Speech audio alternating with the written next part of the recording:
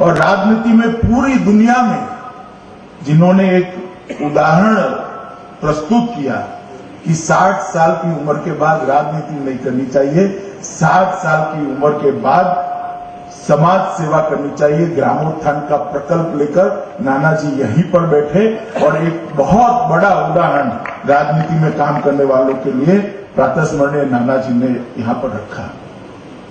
मित्रों, नानाजी का जीवन भी एक बहुत बड़ा संदेश है।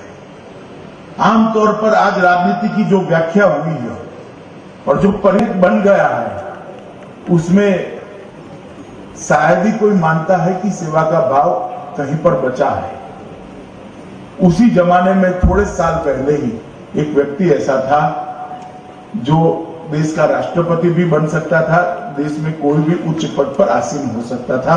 उसी समय उसी वक्त उन्होंने कहा कि 60 साल हो गए, अब समाज सेवा का वक्त हुआ है और ग्रामोत्थान का एक प्रकल्प लेकर यही चित्रकूट की धरती पर एक विश्वविद्यालय बनाकर एक इतना बड़ा काम खड़ा किया। इस वीडियो में गृह मंत्री अमित शाह ये कहते हुए सुनाई दे रहे हैं कि 60 साल के बाद राजनीति नहीं करनी चाहिए, समाज सेवा करनी चाहिए। ये बयान राजनीति में चौंकाने वाला है, क्योंकि यही सवाल अब बीजेपी के भीतर भी उठ रहा है। अगर अमित शाह के शब्दों पर ध्यान दिया जाए साथियों, तो सवाल उठता है, क्या बीजेपी के नेता इस नियम का पालन कर रहे हैं? इसी से मिलता जुलता अमित शाह का दूसरा बयान भी आपको सुनाते हैं। पार्टी के साथियों के साथ बैठकर निर्णय करेंगे। अभी जो फैसला हुआ है वो यही है कि इनको जिम्मेदारी 75 वर्ष के ऊपर के लोगों को नहीं। ये वीडियो जो आपने सुना साल 2019 का है, जिसमें अमित शाह ने ये कहा था कि पार्टी ने फैसला किया है कि 75 साल से ऊपर के लोगों को अब जिम्मेदारी राजनीति में नहीं दी जाएगी। यहाँ मजे की बात यह है कि जब दिल्ली के पूर्व मुख्यमंत्री यानी अरविंद केजरीवाल ने अमित शाह के इसी बयान को अपने मुंह से दोहराया, तो अमित शाह को बहुत ज्यादा बुरा लग गया। दरअसल केजरीवाल ने दावा किया कि पीएम मोदी ने खुद ये नियम बनाया है कि उनकी पार्टी में कोई भी 75 साल के बाद सक्रिय राजनीति में नहीं रहेगा। इस दावे पर अमित शाह आग बबूला होते हुए जवाब दिया कि बीजेपी के संविधान में ऐसा कोई भी नियम नहीं है कि 75 साल के बाद कोई नेता प्रधानमंत्री नहीं बन सकता। अब सवाल उठता है, क्या तब शाह जी झूठ बोल रहे थे या फिर अब? जब पीएम मोदी 75 साल के हो जाएंगे तो क्या पार्टी के इस फैसले को दरकिनार किया जाएगा? 2019 के लोकसभा चुनाव में 75 साल से ऊपर के नेताओं को टिकट नहीं दिया गया था, जैसे सुमित्रा महाजन और हुकुमदेव नारायण यादव।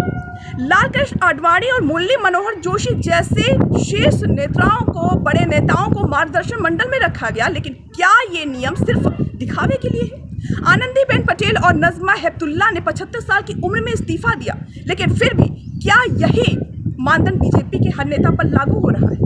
अगला प्रधानमंत्री कौन होगा? इस सवाल के जवाब के लिए India Today group C voter के mood of the nation survey किया गया, जिसके मुताबिक 26.8% लोगों का मानना है कि अमित शाह अगले प्रधानमंत्री होंगे।